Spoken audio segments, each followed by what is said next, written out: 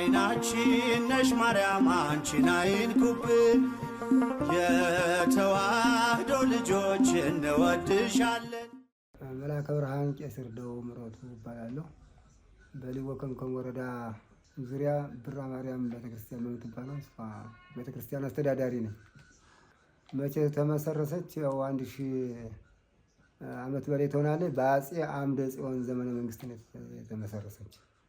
ታሪኩ ያው አምደ ጽዮን የተባለ ሰውዬ አንድ ተራራ ላይ ሆኖ አድሮ አንስቶ ሲላት ተራራ ትልቅ ተራራ አለ አጠገቧ ላይ። ቅድምማ ተራራው ነበረ። እዚያ ተራራው ላይ ወስዳችሁ ተከባብሎ ሌሊት ወገግ እንዳለ ነበረ። ተራራው ላይ የሆነ ፈገግታ ነበር። እዚያ ብራ ሆነ ላይ ወስደ ተከላት ብሎ ብራ ማርያም ብላ ተሰይማ እዚያ ብዙ ድውይ ስትፈውስ ቆይታለች። ታምሯ ያው ወደ ጸሪቀ መበለት ተሸክማ ይዛ ስትሄድ ቂጣው ተንከባሉ ገደል ሲገባ ሴትየቱ ወድቃ ምንም እንዲያው ሳትጋጋጥ ዳነች። እዚያም ደግሞ አንድ ኪዳን አድራሽ ሰውዬ ኪዳን ሊያደርስ ቢሄድ ሁልጊዜ ዛት ይለት ነው ኪዳን የሚያደርስ። አንድ ቀን ቢሄድ ያንን ስዕሉን የጋጠች ነብሪቱን አግኝቷት እመቤቴ ለእኔ ትሆኛለሽ ያልኩሽ ለአንቺ ላትሆኝም ነው ወይ? እንዲያው እንግዲህ ታምርሽን አልገለጽሽ አልመጣም ብሎ አንድ ቀን ቀርቶ በሁለተኛው ሄዱ ሙታ ከራ ተገኘ። ነብር ገደሊቱ እመቤቴ እየተባለ በዚያም ትጠራለች። ሌላም ደግሞ ያው አንድ ድውይ እጅና እግሩ እንትን ያለ በዱካካ መጥቶ ያን ፈውሳ ቁሞ ሄዶ አሁን ዱካካው እየተያሸ ደግሞ ያው ህሙም ይፈወስበታል። ያው ዋሻ ብዙ ዋሻ አለ።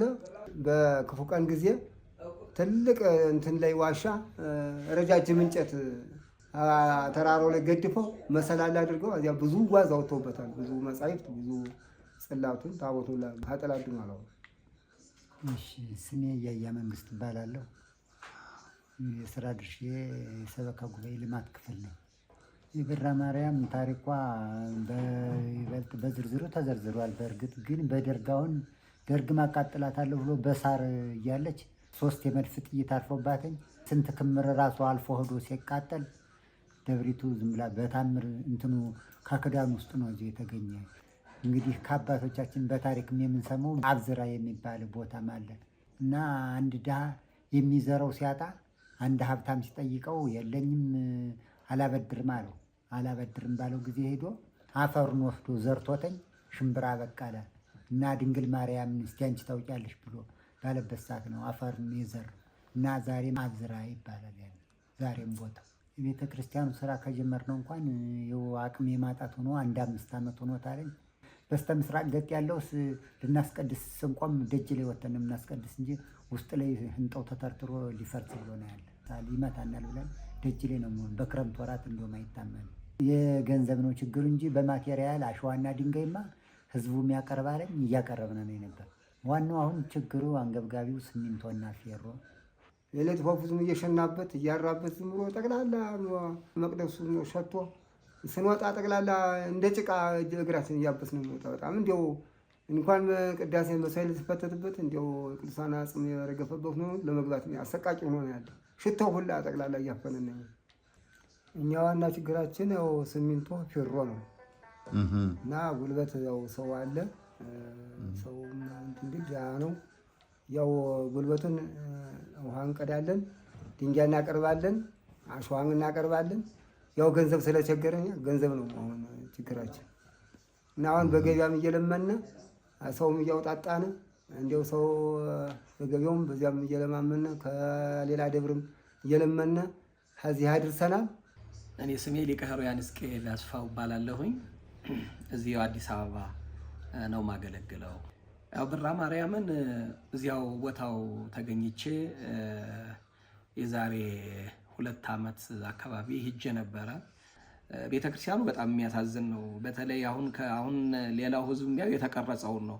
እኔ ግን እዚያው ያለውን ምን ያክል ከባድ ችግር ላይ እንዳለ ቤተክርስቲያኑን በአካል ገብቼ ስላየሁት እንዳለ ቤተ መቅደሱ ምስጥ በልቶታል እና የሚያሳዝነው ስዕሉ ሁሉ እንዳለ ምስጥ በልቶት ያ የሚያምር ስዕል ሁሉ ተበላሽቶ ነው ያለውና በጣም ነው ያዘንኩት። የሌሊት ወፉ እንደገና ቤተ መቅደሱ ሞልቶታል። ሽታው የተለየ ነው የሆነው እና እሱን አይቼ ነው ከመጣው በኋላ በጣም እንቅልፍ የነሳኝና በጣም ተነግሮ የማያልቅ ትልቅ ብዙ ታሪክ ያለው ቤተክርስቲያን ነው። በጣም ወደፊት ታሪኩ ሲወጣ ሄደን ከተራራው ላይ በጣም ረጅም ተራራ ነው። ከላይ ያለውን ተራራ ጸበል ሁሉ ያለበት ነው። ከላይ ከተራራው ቤተክርስቲያኑም የነበረው ከላይ ከተራራው ድሮ የነበረው በኋላ ነው። ተራራ መውረድ ሲያቅታቸው ገበሬዎቹ እንደገና ከታች ከስር ታቦቱ አሁን ያለችበት የተተከለው እንጂ ብዙ ታሪክ ያለው ላይ ታሪኩን ሁሉ ተራራው ላይ ወተን ወደፊት እግዚአብሔር ቢፈቅድ እሱን ተቀርጾ ሌላው ሕዝብ እንዲያየው እናደርጋለን። እና ከፍተኛ ችግር ነው ያለው። ፌሮና ሲሚንቶ ቢገኝ ለስራው በአጭር ጊዜ መስራት ይችላሉ ነበር። ገበሬዎቹ ጠንካሮች ናቸው፣ በጣም ታታሪ ሰራተኞች ናቸው። ድንጋዩን ከወንዝ ተሸክመው አሸዋውን ከወንዝ አምጥተው ነው እንግዲህ የሚሰሩት እና ምንም አይነት ለስራ ችግር አልነበረው። አሁን ችግሩ ሲሚንቶና ፌሮ ነው ችግሩ። እሱ ከተገኘ ከውጭ ላይ ያለውን ግንባታ ቆርቆሮን ከላይ አፍርሰው ውጭውን እየሰሩት ነው ያለው። ታቦቱ ደግሞ ከዚሁ ከፈረሰው ቤተክርስቲያን ላይ ነው ያለው። እንግዲህ እኔ በእውነት ይህንን የምታዩ የእመቤታችን ልጆች በእውነት ክርስቲያኖች በጣም ከዚህ የባሰ ችግር የደረሰበት ቤተክርስቲያን አልገጠመኝም። በእውነት በጣም በቁሙ ፈርሷል ቤተክርስቲያኑ። ቤተክርስቲያን ቅድስት ናት፣ ንጽሕት ናት። ያ የተቀደሰችዋ ቤተክርስቲያን ከ700 ዓመት በላይ የተገለገለበት ቤተክርስቲያን ምስጥ በልቶት እንደዚያ ወቅቶ ውስጡ ሌሊት ወፍ አበላሽቶት ሽታው ጠረኑ ተቀይሮ ከዚህ የበለጠ እንግዲህ ቤተክርስቲያን የሚያሳዝን ቤተክርስቲያን ያለ አይመስለኝም። እና እንግዲህ ይህንን የምትመለከቱ በእውነት በሊቀ ትጉሃን ባሕታዊ ገብረ መስቀል እሳቸው በሚያስተላልፉት መርሃ ግብር ይህንን የምታዩ ክርስቲያኖች ይህንን ቤተክርስቲያን ከዚህ ካለው ችግር ብትታደጉት በእውነት ትልቅ በረከት የምታገኙበት የምትባረኩበት ቤተክርስቲያን ነው። ስለዚህ ሁላችሁም አደራ ለማለት ፈልጋለሁኝ። በየጊዜው የደረሰበትን እየተቀረጸ በየጊዜው እያስመጣን የምታዩት ይሆናል ማለት ነው። ንግስ ያለና ህዳር 21 ቀን ጥር 21 ረፍቷን እናነግሳለን። መድኃኔዓለም ደግሞ ክብረ በዓል የምናከብር እውደቱ እናደርጋለን። መጋቢት 27 ጥቅምት 27 ደግሞ እናነግሳለን። ከዚያ ቢመጣ ያው ከጎንደር ደቡብ ጎንደር አዲስ ዘመን ብሎ ያው በብራቦ ቀበሌ ብራ ማርያም ቤተክርስቲያን ተብሎ በእኔ ስልክ ቢደወልልኝ እኔ እቀበላለሁ በደንብ 09 34 61 79 12